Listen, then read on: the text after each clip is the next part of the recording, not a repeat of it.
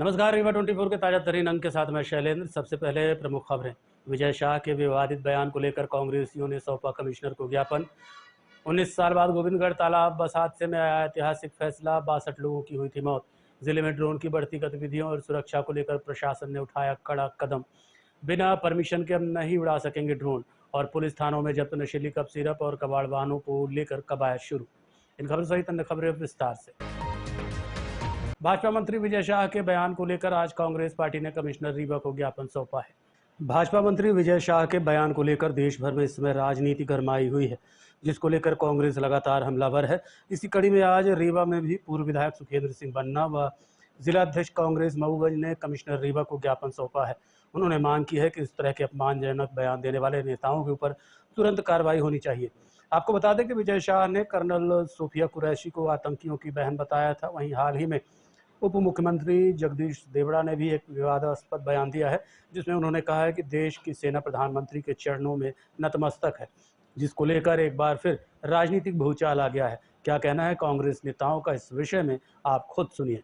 देश की स्थिति क्या है, भारत पाकिस्तान की स्थिति क्या चल रही है, जिसमें हमारे देश की सेवा, देश के और सिपाही किस तरीके से देश की सेवा कर रहे हैं, लड़ रहे हैं। और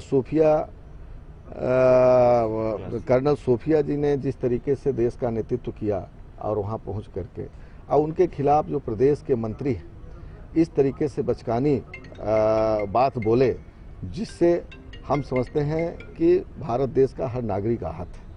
और इससे मैं समझता हूं कि इसमें सिर्फ एक मंत्री दोषी नहीं है। देश के प्रधानमंत्री एक तरफ सोफिया से बयान दिलवाते हैं कि भारत पाकिस्तान का में जो हुआ, भारत की सेना ने अच्छा किया, हम कर रहे हैं इसके लिए कि भारत की जनता का विश्वास हम जीत सके। उनके पास ऐसा कोई विषय नहीं है कि नरेंद्र मोदी जी के ऊपर अब जनता का विश्वास उठ गया है। सोफिया अगर सामने नहीं आई होती तो मैं समझता हूं कि देश की जनता को अब इतना ज़्यादा विश्वास उसे नहीं रहेगा। और दूसरी तरफ उन्हीं के मंत्री इस तरीके का बयान दे रहे हैं कि सोफिया जो है उनकी बहन है, आतंकवादियों की बहन है। तो ये नरेंद्र मोदी जी का ये चल चरित्र उजागर हुआ है। मैं समझता हूं कि नरेंद्र मोदी जी को भी इसका संज्ञान लेना चाहिए, राष्ट्रपति को इस बात को संज्ञान में लेना चाहिए। और मंत्री अभी तक बर्खास्त नहीं हुए, अभी तक जेल नहीं गए, इस पर तत्काल कार्रवाई होना चाहिए। इस बिंदु को लेकर के भी हम लोग यहाँ पर आए थे। देखिए, जिस प्रकार का माहौल वर्तमान समय में, जिस प्रकार का वातावरण भारत पाकिस्तान तनाव को लेकर पूरे देश में है, और जिस प्रकार से भारतीय सेना ने अपना पराक्रम दिखाया है, और उस पराक्रम को साबित करने के लिए हमारे सैनिकों ने जिस प्रकार से आगे आकर, और ख़ास तौर पर कर्नल कुरैशी और व्योमिका सिंह जी, दो बहनें हम सब की, और जिस प्रकार से उन्होंने सामना किया, और उनके विरुद्ध ही अपमानजनक बात जिस प्रकार भाजपा के एक मंत्री यहाँ करते हुए नज़र आ रहे हैं, वह सब आप सबके सामने है। उसी के विरोध में आज हम सब आए थे।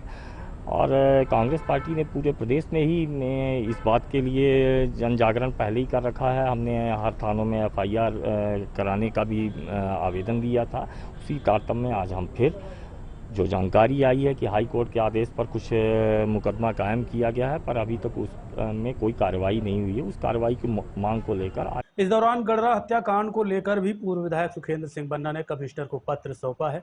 क्या कहना इस मामले में पूर्व विधायक का, आप सुनिए। देखिए, जैसा कि आप सबको मालूम हो, दो मंथ पहले गडरा में एक अपने मऊगंज क्षेत्र के गडरा गाँव में बहुत बड़ी घटना घटी, जिसको हम भी जानते हैं, आप भी जानते हैं।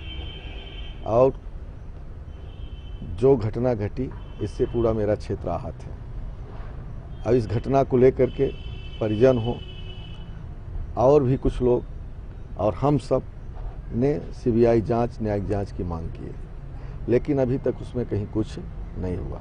यहाँ तक कि हमने अपने प्रदेश अध्यक्ष जीतू पटवारी जी के माध्यम से, नेता प्रतिपक्ष के माध्यम से हमने बात रखी, उन्होंने भी प्रयास किया, पत्र लिखे, लेकिन अभी तक उसमें कोई कार्रवाई नहीं। आज क्षेत्र में शादी ब्याह का विषय है, समय है, और मैं क्षेत्र में गांव-गांव जाता हूं, तो उस समय जो आम जनता की मांग है वो यही सवाल उठाते हैं कि दादा CBI जांच या न्यायिक जांच या कुछ ऐसा नहीं चल रहा कि गडरा का कांड कैसे हुआ। ना अशोक कोल को न्याय मिल पाया, न सनी द्विवेदी को न्याय मिल पाया, और न ही जो है दो बच्चे और शेरी साकेत उनको न्याय मिल पाया। बहुत सारे लोग पलायन कर गए, उनको न्याय नहीं मिल पाया। तो इसकी जांच होनी चाहिए। निश्चित तौर पर हम वहाँ के जनप्रतिनिधि रहे, जनता की उम्मीद है। तो मैं 1.5 महीने जो घूमा उससे जो परिणाम आया, तो हमको लगता है हमें जन आंदोलन भी करना पड़ेगा अगर नहीं ऐसी कुछ होती। तो आज वही आप सबके माध्यम से भी और कमिश्नर से कहने आए कि इसकी तत्काल जांच कराइए, जिससे दूध का दूध पानी का पानी हो सके। ये 19 साल पूर्व 60 लोगों की हुई मौत के मामले में रीवा जिला न्यायालय ने ऐतिहासिक फैसला सुनाया है। 19 साल पहले 60 लोगों की हुई मौत के मामले में रीवा जिला न्यायालय ने ऐतिहासिक फैसला सुनाया है। मामला अब से ठीक 19 साल पहले साल 2006 का है, जहां रीवा के ऐतिहासिक गोविंदगढ़ तालाब में यात्रियों से भरी बस के गिरने से 60 यात्रियों की दर्दनाक मौत हो गई थी। हालांकि कुछ रिपोर्ट्स के अनुसार 62 यात्रियों की मौत होना बताया जा रहा है। मामले की पैरवी कर रहे अधिवक्ता राजीव सिंह शेरा ने जानकारी देते हुए बताया कि 19 साल पहले दुर्घटनाग्रस्त हुई बस जिगना से यात्रियों को लेकर रीवा की ओर जा रही थी। तभी चालक की लापरवाही से बस अनियंत्रित होकर तालाब में जा समाई। अचानक हुए इस हादसे में बस में सवार 60 लोगों की डूबने से मौत हो गई, जिसकी जांच के बाद पुलिस ने बिना परमिट, बिना बीमा पॉलिसी तथा बिना आरटीओ के फिटनेस के बस को सड़क पर दौड़ता पाया। इस मामले में गोविंदगढ़ थाने में बस के मालिक अजय प्रताप सिंह के खिलाफ मोटर व्हीकल एक्ट सहित आईपीसी की विभिन्न धाराओं के तहत प्रकरण पंजीबद्ध किया गया था, जिसका विचरण न्यायिक दंडाधिकारी रीवा श्री पन्ना नागेश के न्यायालय द्वारा किया गया। लेकिन मामले की अभियोजन की ओर से यह साबित नहीं किया जा सका कि बस का फिटनेस, बीमा और परमिट था या नहीं। ऐसे साक्ष्यों के अभाव में न्यायालय ने बस मालिक को दोष मुक्त करार देते हुए बाइज्जत बरी कर दिया। वर्ष 2006 में गोविंदगढ़ थाना अंतर्गत तालाब है जो गोविंदगढ़ का, वहाँ पर अजय प्रताप सिंह जो बस मालिक है, उनकी बस जो है रीवा से जीना की ओर जा रही थी, जहाँ पर गोविंदगढ़ में बस हादसा हो गया था, जिसमें उसमें सवार 60 लोगों की डूबने से तालाब में मृत्यु हो गई थी, जिस पर थाना गोविंदगढ़ में अपराध क्रमांक 213/2006 में अपराध अंतर्गत धारा 279, 336, 304 एवं मोटर व्हीकल एक्ट की धारा 66, 192, 139, 192, 29 एवं 182 के अंतर्गत अपराध पंजीबद्ध किया गया था, जिस पर मोटर व्हीकल एक्ट की धारा के अंतर्गत ये अपराध था कि इन्होंने बिना परमिट के, बिना बीमा के, बिना फिटनेस के वाहन को रोड में दौड़ाया, जिसकी वजह से वाहन फिटनेस न होने की वजह से वाहन जो है दुर्घटनाग्रस्त हो गया था, जिसमें 60 से अधिक व्यक्तियों। नगर निगम के मीट मार्केट में कुछ व्यापारियों को दुकानें आवंटित की गई थी, लेकिन उनको दुकानें पसंद नहीं आई। इसके बाद उन्होंने हाई कोर्ट का दरवाजा खटखटाया, लेकिन वहां से भी राहत नहीं मिली। क्या है पूरा मामला, देखिए खास रिपोर्ट। रीवा नगर निगम क्षेत्र के अलग अलग स्थानों में संचालित हो रही मीट और मछली की दुकानों को एक ही स्थान पर लाने के लिए नगर निगम के द्वारा मार्केट का निर्माण कराया गया था। मार्केट बनाने के बाद सभी व्यापारियों को दुकान भी आवंटित करा दी गई, लेकिन अब कुछ व्यापारी अपना पुराना स्थान छोड़ने को तैयार नहीं है। नगर निगम के द्वारा बनाए गए मीट मार्केट में जो व्यापारी पहुंच चुके हैं, अब उनका कहना है कि यदि सभी दुकानदार यहाँ आते हैं और अपने पुराने स्थान पर चले जाएंगे। इधर घूघर में संचालित हो रही कुछ दुकानदारों के द्वारा कहा जा रहा है कि नगर निगम के द्वारा बनाई गई दुकानें किसी काम की नहीं है और पहले भी पुरानी दुकान में काफ़ी पैसा लगा चुके हैं। उन्होंने इस बात का भी हवाला दिया कि उनकी दुकान उन स्थानों पर संचालित हो रही है जहां कोई धार्मिक स्थल या विद्यालय नहीं है, लेकिन हाई कोर्ट में इस बात से राहत नहीं मिली। बता दें कि नगर निगम प्रशासन के द्वारा एक बार फिर चेतावनी दी गई है और मछली और मटन मार्केट बनने के बाद सभी दुकानदारों को एक ही स्थान पर दुकानें संचालित करने को कहा गया है। मामला कुछ नहीं है सर, हम सरकार का मानना ही है हमारी दुकान हाईटेक बनी है, कोई गंदगी नहीं है, यहाँ पास कोई भी गंदगी नहीं है, मोहल्ला वालों को कोई इतराज नहीं है। हम जो मार्केट नगर निगम ने बनाई है, क्या कर लिया है? उसमें बहुत गंदगी है सर, और बहुत छोटी छोटी दुकान बनाई गई है। हम लोगों को इतनी अच्छी सेवा दे पाएंगे वहाँ नहीं दे पाएंगे हम, और ऐसे खुले में टांग के रखते हैं, पूरी तरह से बदबू फैला के रखते हैं। वो हमारे साथ से नहीं मिल पा रहा, जिस तरीके से हम दे पा रहे हैं लोगों को अच्छा माल, उस तरह से नहीं मिल पा रहा। लोग परेशान है, मेरे घर पे आ रहे हैं, भाई मेरे को मटन खिलाई, भाई मैं वहाँ नहीं जाना चाहता, प्लीज खोलिए दुकान। हम क्या कर सकते हैं, शासन बंद करवा के रखी हुई है। नियम तो अच्छी बात है, शासन ने बनाया, उसके लिए धन्यवाद, लेकिन खुले में जो व्यापार कर रहे हैं उनके लिए, जो मंदिर के पास बेच रहे हैं, खुलेआम बेच रहे हैं, क्या सर बहुत बड़ी समस्या है। ये बताइए यहाँ की लेडीजें कहाँ से जाएंगी, जिनके घर में आदमी नहीं है, लड़के बच्चे नहीं है, वो कैसे जाएंगी, कहाँ जाएंगी मटन लेने? यहाँ से 3 किलोमीटर 2 किलोमीटर वो कैसे जाएंगी? हम लोगों को सबसे ज़्यादा परेशानी है गोश्त लेने के लिए वहाँ 2 किलोमीटर अपना काम धंधा छोड़ के आदमी जाए। यहाँ ये व्यापारी 50-50 लाख रुपए लगा के शोरूम बनाए हैं, इनका ये कचड़ा हो गया, कबाड़ हो गया, वहाँ 10 फीट की जगह में कहाँ से ये जानवर रखेंगे, क्या काटेंगे, क्या बेचेंगे। बहुत बड़ी समस्या है मोहल्ले से दुकान हट जाने से। न यहाँ पे कोई प्रसिद्ध मंदिर है, ना कोई वो है जिससे आपत्ति होनी चाहिए पब्लिक को। मांस तो बिकना चाहिए भैया, 2 किलोमीटर पब्लिक कहाँ से जाएगी, इतना दूर कैसे जाएगी। और सीधी सी बात है, अभी बकरीद आने वाली है, ईद आने वाली है, फेस्टिवल है, हफ्ते में महीने में सब गोश्त खाते हैं, कैसे क्या मैनेज करेंगे। लेडीजें हैं वो कैसे मैनेज करेंगी, जिनके घर में बच्चे नहीं है, आदमी नहीं है। क्या नाम है आपका? हमारा नाम मोहम्मद इश्तियाक खान। कौन सा मोहल्ला और क्या यहाँ पे दिक्कत? दिक्कत कुछ नहीं है, मोहल्ले वालों को कोई दिक्कत नहीं है। साफ साफ मटन मिलता है ईमानदारी से। वहाँ पे क्या काटेंगे क्या नहीं काटेंगे हम लोग देखने नहीं जाएंगे। हमारे मोहल्ले की छोटे छोटे बच्चे आके लेडीजें जाके यहाँ मोहल्ले से ले जाती है, उतनी दूर कौन जाएगा। नीचे मछली की दुकान है, बेइंतहा बदबू रहती है वहाँ। और मैं स्लाइडर हाउस ऊपर देख आया हूँ, हद से ज्यादा गंदगी है वहाँ। दुकान को लेकर मैं ये कहना चाहता हूँ कि दुकान खुलने से अपने को कोई प्रॉब्लम नहीं है, अपन मोहल्ले वासी हैं, ठीक। और गाइडलाइन शासन की ये हुई है कि आप खुले में मांस बेच नहीं सकते हैं, ठीक। खुले में आप मांस बेच नहीं सकते। और ये जो मांस की दुकानें खुली हुई हैं मोहल्ले में अपने, तो देखा जाए तो ये सब अंडरग्राउंड अपना काटते हैं, अपना बेचते हैं। इनके दुकान के बाहर हाईटेक शीशा लगा हुआ है, ब्लैक कलर की फ्रेम लगी हुई है, जिसमें कोई भी रास्ते से आने जाने वालों को कोई प्रॉब्लम नहीं होती है। मैं इतना ही कहना चाहता हूँ। साफ सफाई के मामले में एक नंबर की इनकी सफाई भी रहती है, कोई मोहल्ले में गंदगी नहीं फैलाते हैं। तो मैं ये चाहूँगा कि जो जहाँ पे है उनको वहीं रहने दिया जाए। क्या नाम है? देखिए, एक चीज हम बता दें कि नगर निगम के द्वारा मछली मार्केट बनाया गया। अब मछली मार्केट के ऊपर MIC के माध्यम से प्रस्ताव परिषद में गया। ये निर्णय लिया गया कि जो शहर में गली गली मोहल्लों में मीट बेच रहे हैं, जिसके कारण प्रदूषण पैदा हो रहा, गंदगी हो रही है, लोगों की बड़ी आपत्ति आती थी, तो उसके लिए नगर निगम के निधि से मीट मार्केट बनाया गया। मीट मार्केट, मछली मार्केट जो भी बनता है वो नाम से बनता है और नाम से बना है। ये जो अलग से दुकान खोल के शोरूम बनाकर बेच रहे थे, इनके द्वारा ये गंदगी फैलाई जा रही है। हम आपको बता दें कि सारे लोगों को वहीं पर व्यवसाय करना पड़ेगा जो लोग लुक छुप के कर रहे हैं। जिस दिन भी नगर निगम की टीम को ये जानकारी होगी, उसी दिन छापा पड़ेगा, उनके खिलाफ FIR भी हो जाएंगे। कोई नहीं रुकेगा। और इस विषय में आपके माध्यम से हमें संज्ञान मिला है। हम इस संदर्भ में कमिश्नर से भी बात करेंगे कि अगर जो लोग नहीं जा रहे हैं उनको फोर्सफुली वहां पर भेजा जाए, नहीं उनके खिलाफ FIR कराई जाए। जिले में ड्रोन की बढ़ती गतिविधियों और सुरक्षा से जुड़े संभावित खतरों को ध्यान में रखते हुए जिला प्रशासन ने बड़ा कदम उठाया है। जिले में ड्रोन की बढ़ती गतिविधियों और सुरक्षा की दृष्टि से जिला प्रशासन ने बड़ा कदम उठाया है। नगर पुलिस अधीक्षक शिवाली चतुर्वेदी ने जानकारी देते हुए बताया कि जिले में ड्रोन उड़ाने से पहले संबंधित थाना जिसके क्षेत्र में ड्रोन उड़ाया जाना है, वहां लिखित सूचना देना अनिवार्य किया गया है। यह निर्णय सुरक्षा व्यवस्था को सुदृढ़ करने और नागरिकों की सुरक्षा सुनिश्चित करने के उद्देश्य से लिया गया है। उन्होंने कहा, यदि कोई व्यक्ति इन निर्देशों का उल्लंघन करता और बिना अनुमति के ड्रोन का संचालन करता है तो उसके खिलाफ नियमानुसार वैधानिक कार्रवाई की जाएगी।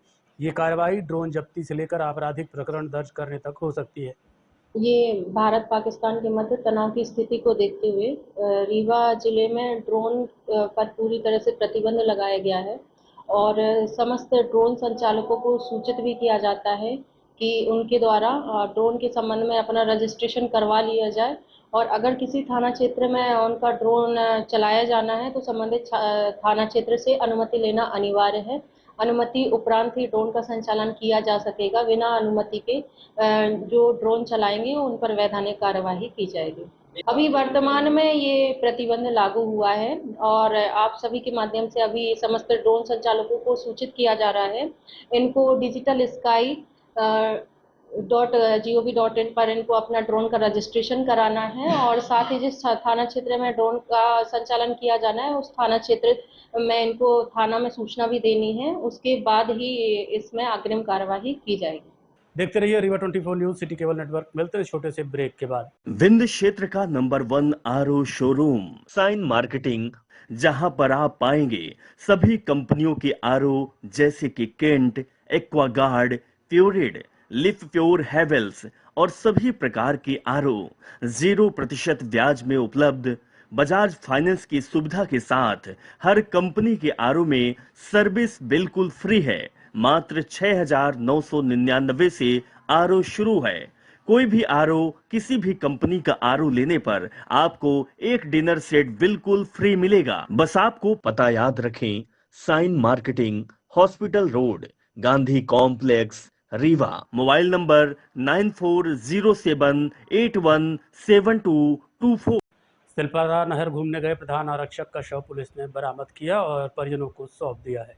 पुलिस लाइन में पदस्थ प्रधान आरक्षक सुनील कोल मंगलवार शाम सिलपारा नहर किनारे एक व्यक्ति के साथ घूमने गए थे। उसी दौरान अचानक उनका पैर फिसल गया और गहरे पानी में समा गए, जिसके बाद आसपास के लोग पहुंचे, लेकिन प्रधान आरक्षक तब तक पानी में समा चुके थे। घटना की सूचना मिलते ही पुलिस मौके पर पहुंची और तलाश शुरू की गई, लेकिन सुराग नहीं मिला। नगर पुलिस अधीक्षक शिवाली चतुर्वेदी की सूचना पर उप निरीक्षक विकास पांडे के नेतृत्व में एसडीआरएफ की टीम ने नहर में सर्चिंग की, जिसके बाद प्रधान आरक्षक का शव मिल गया। पुलिस ने मामले में मर्म कायम कर जांच शुरू कर दी है और शव का पीएम कराकर परिजनों को सुपुर्द कर दिया है। एक शव बरामद हुआ है सिलपारा नहर से, जो कि प्रधान आरक्षक पुष्पेंद्र कोल का है और ये अपने दोस्त अजित वर्मा के साथ नहर के पास घूमने गए हुए थे और घूमने के दौरान ही 13 तारीख को करीब शाम को 4 बजे इनकी नहर में डूबने से मृत्यु हुई है।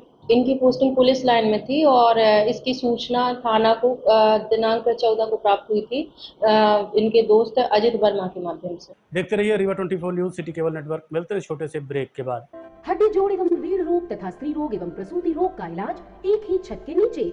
विघ्नहर्ता hospital and trauma centre, hotel landmark के पास, रतहरा, रीवा। डॉक्टर संतोष सोनी, पूर्व चिकित्सक, बॉम्बे हॉस्पिटल, मुंबई। हड्डी जोड़ एवं रीढ़ रोग विशेषज्ञ, छोटे चीरे एवं दूरबीन विधि द्वारा हाथ तथा पैर की हड्डियों का ऑपरेशन। गठियाबात, जटिल एवं बिगड़े हुए फ्रैक्चर का बेहतर इलाज करते हैं डॉक्टर संतोष सोनी। विघ्नहर्ता हॉस्पिटल ट्रॉमा सेंटर में ही स्त्री एवं प्रसूत रोग विशेषज्ञ डॉक्टर शैलजा सोनी भी उपलब्ध हैं, जिनकी देखरेख में नॉर्मल डिलीवरी, सिजेरियन ऑपरेशन एवं बच्चेदानी से संबंधित ऑपरेशन की बेहतर सुविधा। संतानहीन दंपत्ति तत्काल संपर्क करें। विघ्नहर्ता hospital and trauma centre, hotel landmark के पास, रतहरा, रीवा। सुविधाजनक एवं सफल इलाज हेतु आज ही संपर्क करें। विघ्नहर्ता hospital and trauma centre, hotel landmark के पास, रतहरा, रीवा। मोबाइल नंबर 7828781983 अथवा 8462956774 पर। पुराने रंजिश को लेकर हुए विवाद में रायपुर करचुलियान में एक महिला की मौत हो गई, वहीं 2 की हालत गंभीर बताई जा रही है। रीवा के रायपुर करचुलियान थाना क्षेत्र में पुरानी रंजिश को लेकर जमकर खूनी खेल खेला गया। पीड़ित परिवार के यहां एक ही दिन पहले चोरी की शंका में आरोपियों के खिलाफ शिकायत दर्ज कराई गई थी। बताया जा रहा है कि आज इसी विवाद को लेकर पहले आरोपियों ने अनूप कुमार पाल के सर पर पत्थर मारा। जब उसके परिवार के लोग एकत्रित हुए तो तेज रफ्तार पल्सर भीड़ में चढ़ा दी। इस घटना में सोमकली नामक महिला की मौत हो गई, जबकि पास ही खड़ी मृतका की नातिन रचना पाल और जेठ की लड़की सुनीता पाल गंभीर रूप से घायल हो गई। बताया जा रहा है कि आरोपियों ने पहले इन पर हमला किया, इसके बाद बाइक चढ़ा दी। घटना के बाद गांव में विवाद की स्थिति बन गई। पीड़ित आलोक पाल ने बताया कि बीती रात उसके घर में कुछ लोग घुसे थे। जब इस बात की जानकारी हुई तो सभी आरोपी भागने लगे। इन लोगों का जब पीछा किया तो आरोपी ने उनके साथ मारपीट की।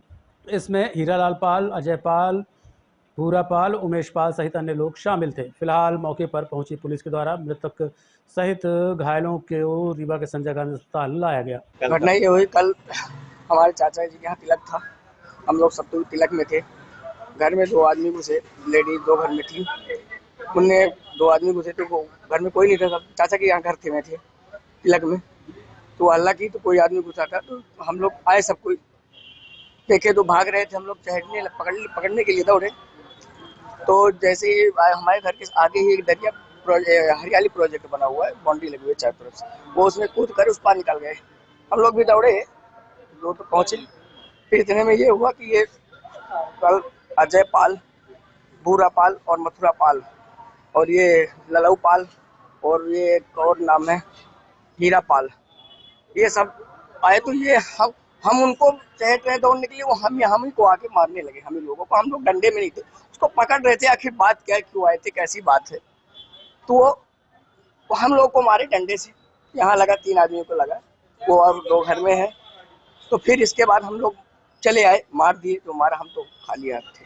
फिर हम लोग रिपोर्ट करने गए थाने में 10 बजे रात, 10:30 बजे रात रिपोर्ट करके आए वापस आज। फिर अभी 5 बजे मुआयना करने के लिए थाने से एक पुलिस आई, बड़े पापा घर में बैठी हुई थी।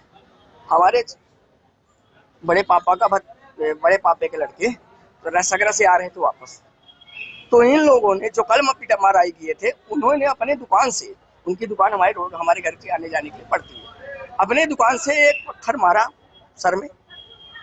कल पहाड़िया गांव थाना रायपुर कचुलैंड में एक घटनाक्रम हुआ था, जिसमें दो लोगों ने मोटरसाइकिल पे, जो अभी तक जानकारी मिली, मोटरसाइकिल पे चल के चढ़ के और एक तेज़ स्पीड में लाए, जिससे महिला को टक्कर लगने से महिला की मृत्यु हो गई है। और उसमें दूसरे पक्ष ने भी इस पक्ष के साथ मारपीट की, जिसमें एक व्यक्ति काफ़ी गंभीर हालत में है। और इसमें हमने दोनों पक्ष की तरफ से, एक की तरफ से 302 पुरानी धारा IPC में मुकदमा दर्ज किया है और दूसरे में भी हमने 307 के अंतर्गत इसमें मुकदमा दर्ज किया है। जो घटना कारण अभी तक समझ में आ रहा है, एक पुरानी कोई रंजिश चली आ रही है और एक दिन पहले उनके बीच में कुछ विवाद भी हुआ था, जिसमें भी हल्की फुल्की मारपीट हुई थी, जिसमें FIR हुआ था, लेकिन उसके बाद उसी रंजिश को ही आगे बढ़ाते हुए फिर से इनके बीच में विवाद हुआ था।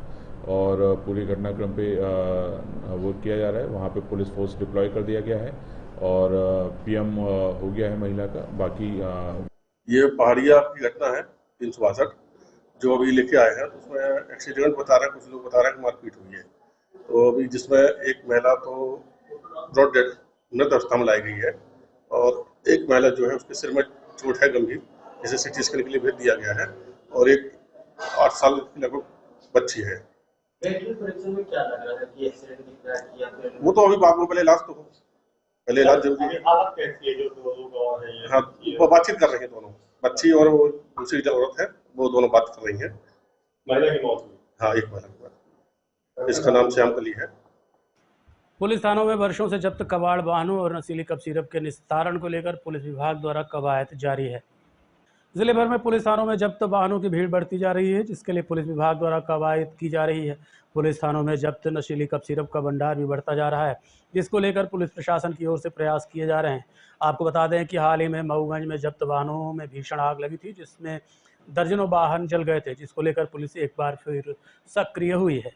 अभी मैं जब भी थाने विजिट करता था या हमारे वरिष्ठ अधिकारी जा रहे थे, तो ये था कि हमारे थानों में बहुत अधिक वाहन और जब्त सामग्री बहुत अधिक थी, और जिसको लेके हम पिछले 1 महीने से काफ़ी इसमें हम वर्क कर रहे हैं, काम कर रहे हैं। जितने वाहन हैं, चाहे वो कबाड़ हो गए हैं या उनके नंबर्स हैं, उनको हम पूरी तरह से एक पूरी लिस्टिंग की जा रही है। उसमें कितने अपराध में जब्त हैं, कितने लावारिस हैं, कितने चोरी में कहीं मिले गए हैं, तो उस प्रकार से पूरे नियम कानून के आधार से उनकी लिस्टिंग की जा रही है, उनका वर्गीकरण किया जा रहा है। और जो लावारिस पाए जा रहे हैं, जिनका कोई वो क्लेम लेने वाला नहीं है, उसको चिन्हित करके फिर उनको हम आगे प्रक्रिया अनुसार रास्तात करके और उसके बाद उसकी नीलामी कार्रवाई की जाएगी, जिससे कि जो थानों में इतना अधिक वो है कबाड़ हो रखा है, कबाड़ होते जा रहे हैं, तो उसको कर सके और संपत्ति को नीलामी कराने के उपरांत जो भी राशि होगी राज्य शासन के उसमें खाते में जाएगी। इसमें रायपुर कचुलियान थाना अंतर्गत जोगनिहाई में एक युवक का उसके ससुराल में ही संदिग्ध परिस्थितियों में शव मिला है।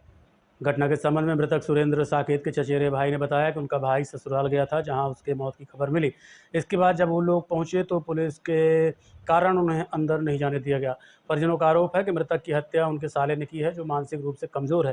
हालांकि हत्या का खुलासा अभी तक नहीं हो पाया है। पुलिस मामले की जाँच कर रही है। वो बता रहे थे कि ये किसी का और का काम नहीं है, उसका साला जो है तो मेंटल है, ये सब उसी का काम है। जो घटना हुई है उसी के कारण हुई है, उसी ने मारा। बस इतनी बात हम लोग सुने दूसरों के समझ से। मृतक का क्या नाम था, कहाँ गए थे?